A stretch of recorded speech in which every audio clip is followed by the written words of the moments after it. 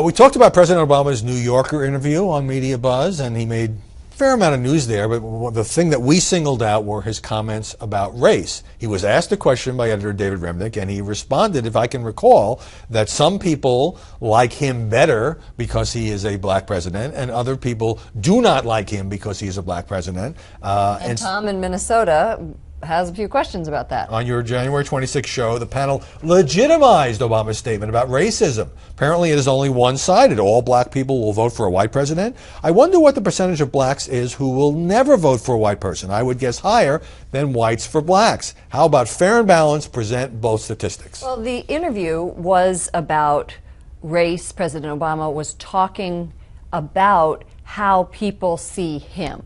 And talk about present both sides.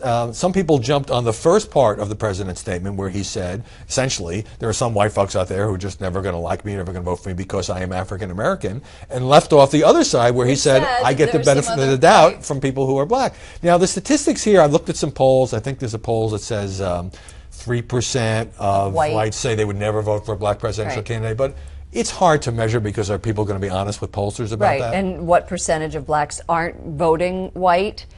Who is going to say that? Right, but when Tom uses the word racism, I don't think that the president was intending to say, although some people, critics certainly interpreted it this way, was intending to say that the reason I'm down in the polls and having a very tough time is because people don't like a black president. He was just saying there is a small percentage on either side that either is more favorably disposed or less favorably disposed, and I don't know that that's that controversial. I've even heard some leading conservative commentators say, well, yeah, that's kind of obvious.